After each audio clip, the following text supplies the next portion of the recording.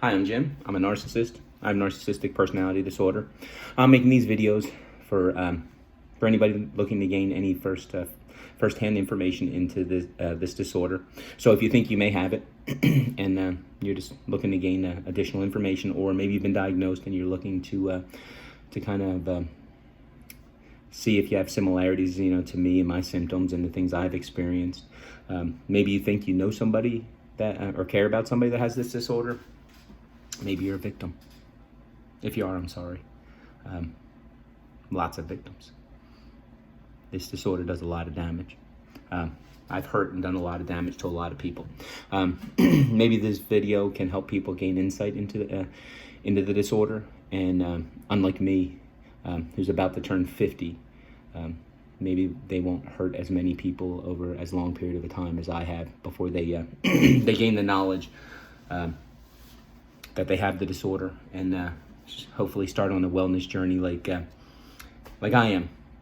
And the ultimate plan is, of course, to make my future better than my past, and to stop hurting people, and to stop doing the things I've done. So I have made other videos, right? And you're more than welcome to watch them. One of my issues is I'm a glory hounder. So I don't want to try to force you to watch the videos. I don't want to pander and ask you to subscribe or like or anything like that. I would try my best not to look and even see if people liked or watched, but I do want to see if anybody has any comments or questions. Right? If you do, don't hesitate. I try my best to be an open book. I will answer honestly. I will answer sincerely, whether that's good or bad. Yeah. So today I wanted to talk about a couple of things that aren't necessarily directly about the disorder, but man, they're definitely like hand in hand. And I talked about the one before, but I'm going to go a little bit more in depth, and this is going to be some accountability for me. So first, people with narcissistic personality disorder, there's a huge amount of us. Overwhelming.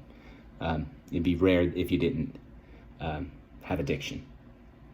So mine is a food addiction, right? So, and the disclaimer, sorry, forgot the disclaimer. I have a degree in psychology. That means I know nothing, because I'm a licensed professional, nothing. I have a bachelor's in psychology. I'm not a licensed counselor. I am not a therapist. I am not a psychologist. I'm not a psychiatrist, right? I got my degree in 2000 and have not used it in any way, shape, or form since. So this is all, I have this disorder, and this is my experience. So take that for what it's worth. That's my disclaimer. I am actually an auditor. So, yeah, I am not licensed to diagnose.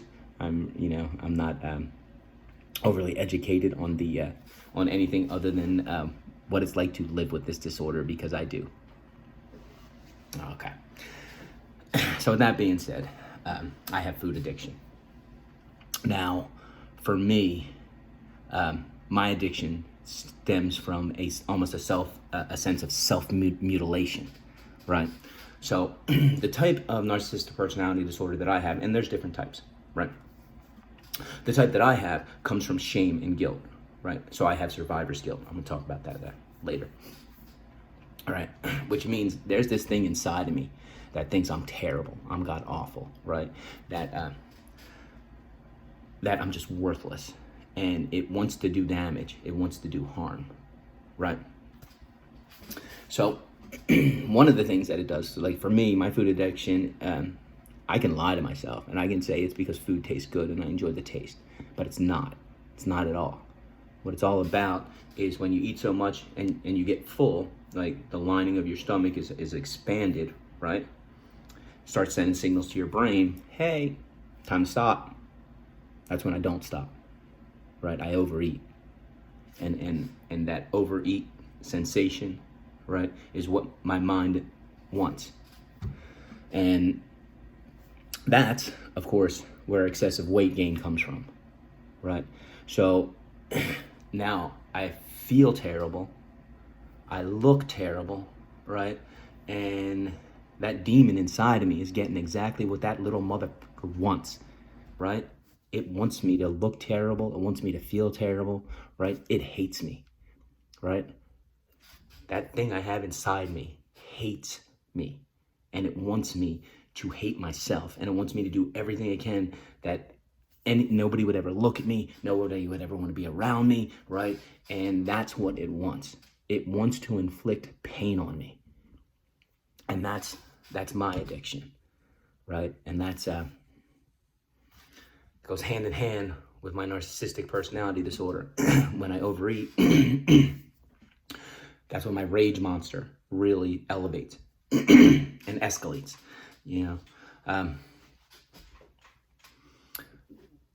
This is part of who I am. This is part of the challenge that I have to deal with. And part of that is accountability. And I have to be accountable to myself. And my addiction is something I'm not winning the battle of, right? I'm not doing good with it. So I battled with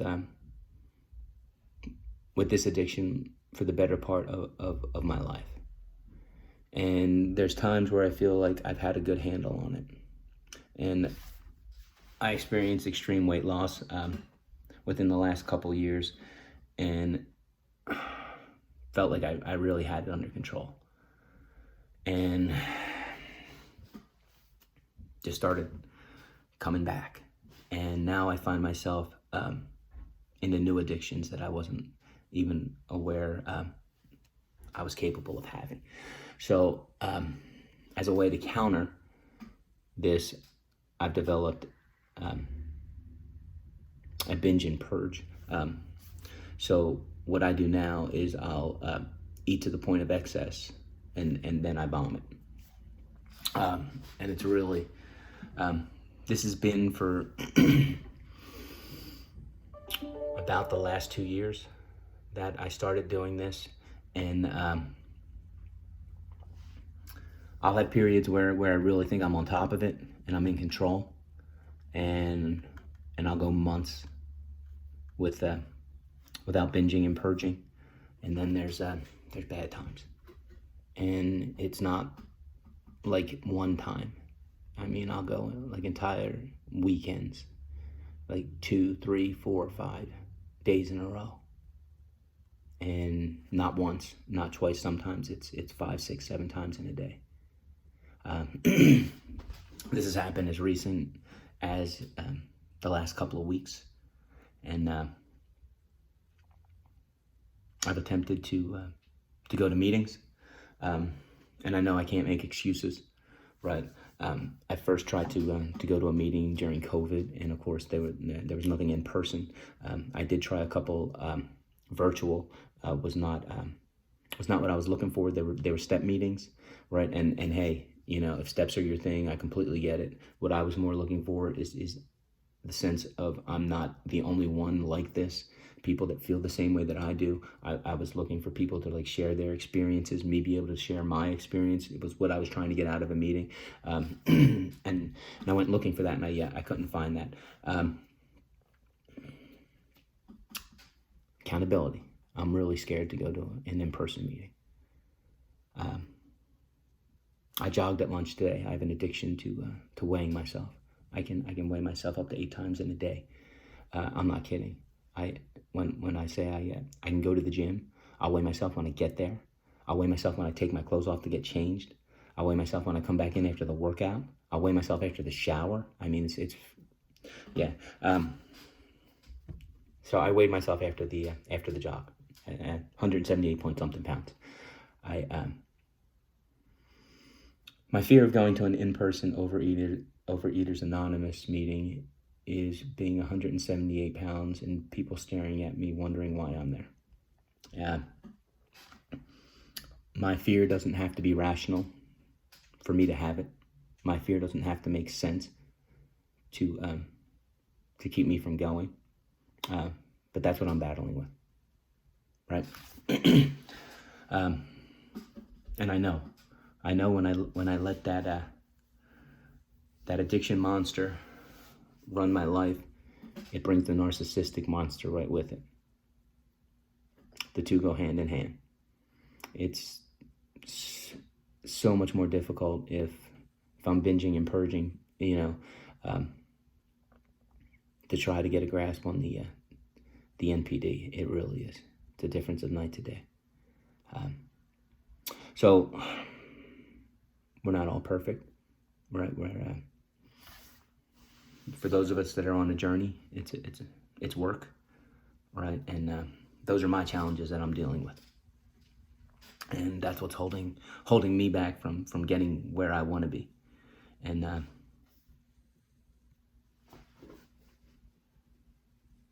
want to be accountable for my failures as well as my successes, and that's definitely a failure. Anytime I overeat, it's a failure. Anytime I purge, it's definitely a failure. It's a relapse. It's nothing short of that. Of course, when you're an addict, it's 100% abstinence, and for me, abstinence means not eating to excess. So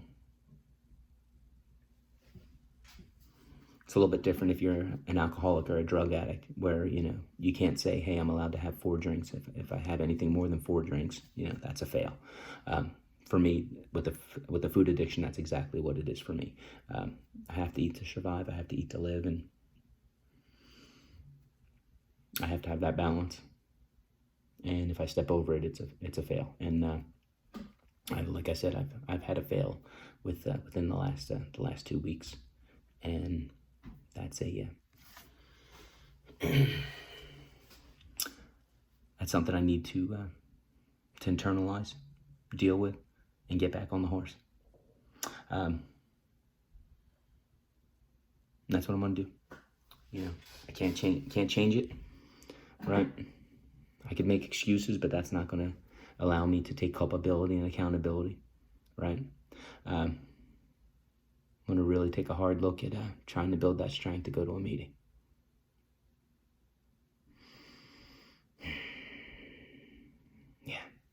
Yeah, I need to. So that's my struggle, and I don't know. Maybe you relate, maybe you don't, right? Maybe it helps, maybe it doesn't. I don't know. But that's my accountability on my addiction. So I did also want to talk about my survivor's guilt. Like I said, today I'm just kind of going to be a little bit about who I am and as it relates to this disorder. Okay. So the survivor's guilt is what created my narcissistic personality disorder. So I'm gonna share pretty in depth my story,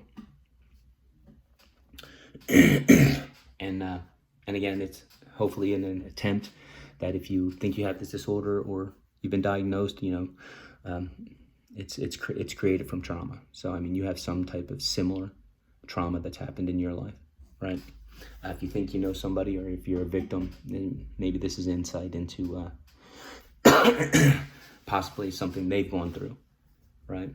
Hey, if you are a victim, this doesn't make it okay to stay with that person. If that person is emotionally and physically abusing you, you need to get out of that relationship, and you need to cease all communication. And what I tell you may make you feel pity, right? That doesn't make it okay to stay in that abusive relationship. Doesn't make the way they treat you okay. You need to get out, and you need to cease all communication, right? The reason that's what you're told to do is because with somebody with NPD, when you separate from them, what they'll do is then they'll try to hoover, right? That's when they become like the greatest, nicest person in the world, trying to suck you back in, hoover you, and right? They'll fake future you, talk about how great things were in the beginning and how it'll be like that again, right? They use all these manipulation tools, right? It's on a level that you can't even imagine, nor are you emotionally able to deal with, right? So you cease all communication and you don't let them in, period. And that's why, I mean, it sounds harsh, and trust me, I have been ghosted by people and I know what it's like. And I'm the one telling you to do it, right? So, on to the survivor skill. So when I was young, I'm not 100% sure, 6, 7, maybe 8 or 9, somewhere in that range. My brother and I were walking home from baseball practice. And we were only within a couple of blocks from the school. Didn't live far from the school. My brother was a year older than me. So, I mean, at that point, he was 7, 8, maybe 9 or 10. Again, you know, I don't know the ages. And he was hit by a car. So from there, he was in the hospital for a really long time, in a coma for a really long time. And I'm not talking days. I mean, I'm talking months and months and months and months. It was a really long time before he ever came home. He was never the same again. And he'll never be the same again. So he's unable to walk correctly. He's in a wheelchair. He's unable to talk correctly. And he'll be like that for his whole life. So since I was there, my mind believed I should have been able to stop the accident.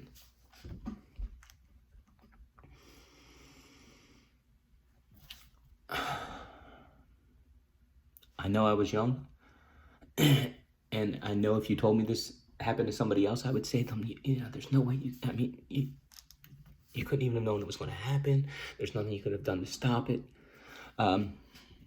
So I thought when I was younger, I had kind of dealt with it, right? My survivor's guilt. I was wrong. And again, I am not a licensed professional anything, but I have developed a way to decipher whether or not you have survivor's guilt. And I'm going to give it to you, and you're welcome to use it, right? It has worked for me. This is, to me, this is gold. Okay, so here's what I want you to do, right? And if you think you have survivor's guilt, right, I'm going to tell you what to do, and then I need you to pause this and then come back, right? So then we'll find out. Okay, so grab a piece of paper and a pen. What I want you to do is first write a letter to the person that you think you have the survivor's guilt regarding. Them directly, right? So if you were like driving a car and you hit somebody, you're gonna right, or someone in the passenger seat in the car was hurt, right? You want to go ahead and you want to write it to them. Then also write it about the people that you know them, right? So you're going to write 2, okay? And it's just about that trauma, okay? Now go ahead and hit pause. I'm going to sip on my seltzer water here.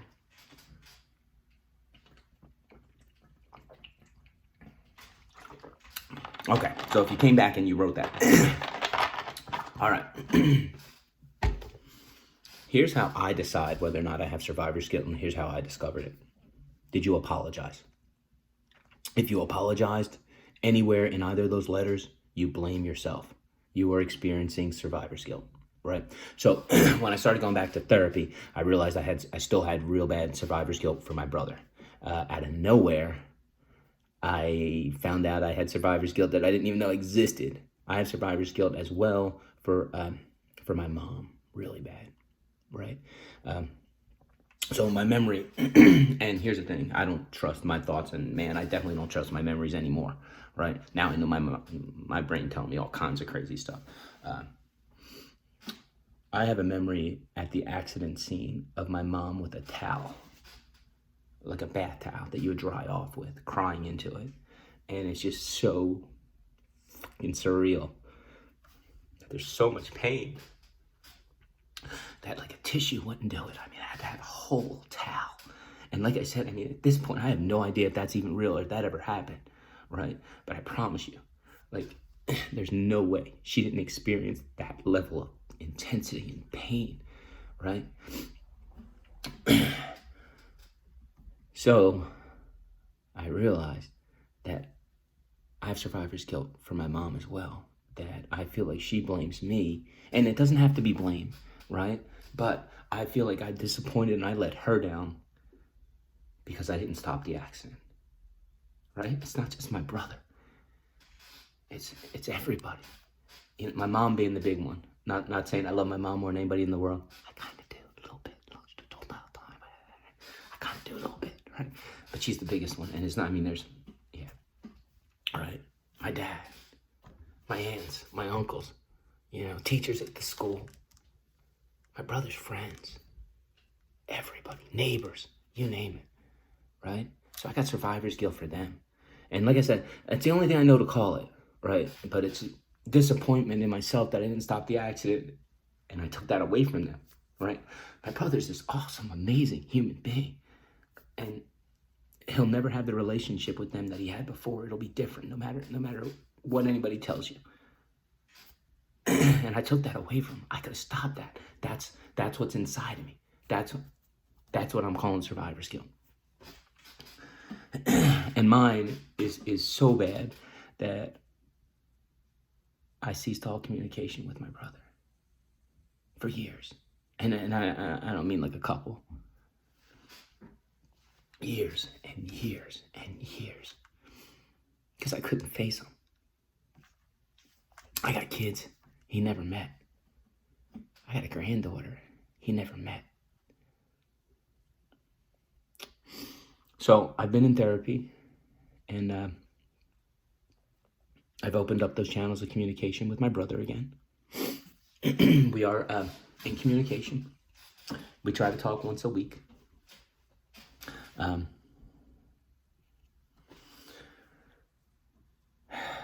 I got a lot of work to do on the inside to fight that survivor's guilt.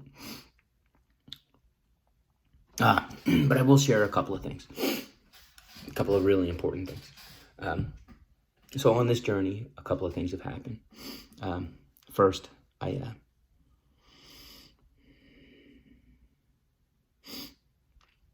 in therapy, I had to acknowledge and accept and understand when I was young, after my brother had come home, he did verbally blame me for the accident, saying things like, why didn't you have the balls to stop me or tell me to get out of the way? And so what I've done is I have to accept that what he went through is unlike anything I will ever be able to imagine in my life. And that anger and that resentment is real.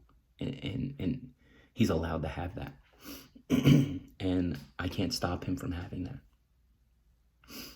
I can't control his emotions, but I can control how I deal with them, right?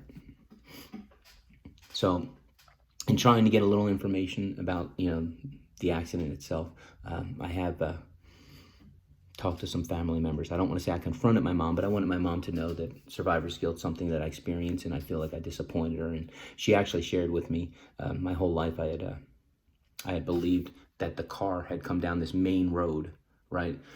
Which at that point, there was all kinds of visibility. I would have seen the car, so questions like, why was he in the street and I wasn't, really kind of like didn't make a whole lot of sense. Was I getting out of the way? Some things like that. My mom actually shared that it was, so he got hit crossing the street this way, right? I thought the car was coming down this way. Turns out there was a street right here and they were making a right. So this car would have been within inches, if not feet, of me when it hit my brother.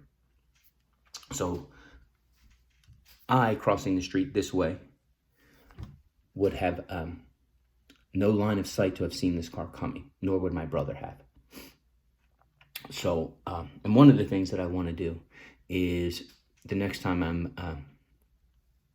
I'm in that state, because I don't live in that state any longer, but next time I live in that state, I want to go back to that accident site. So if you do think you have survivor's guilt, I also want to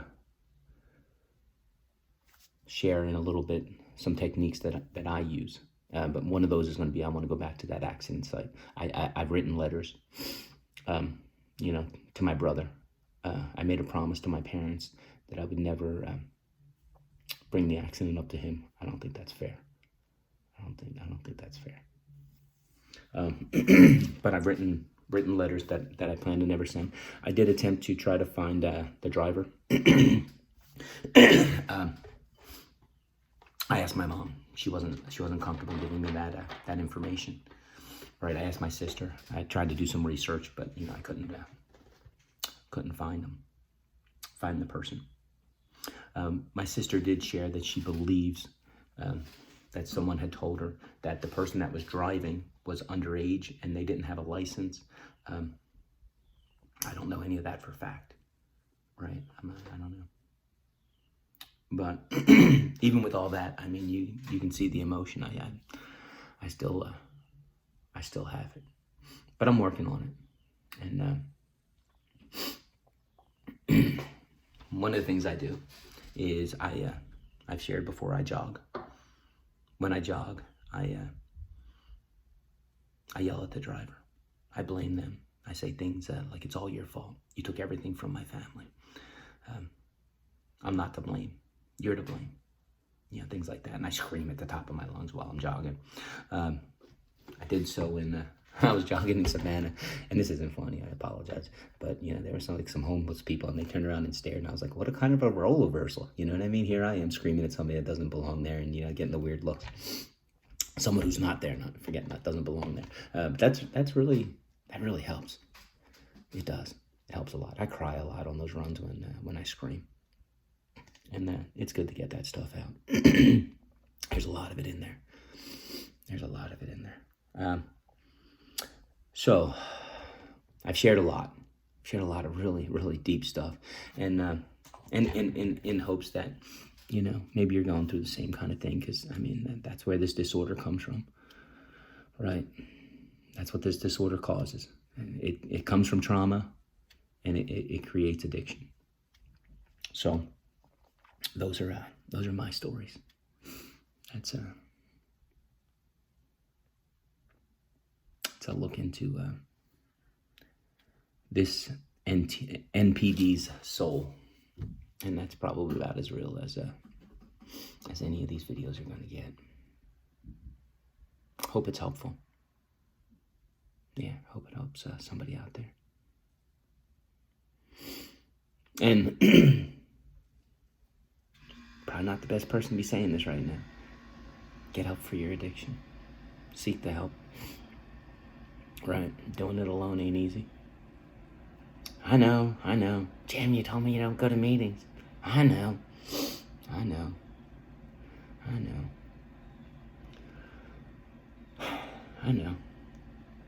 a work in progress. I'm trying. I promise I'm trying. All right, again, I hope it helped.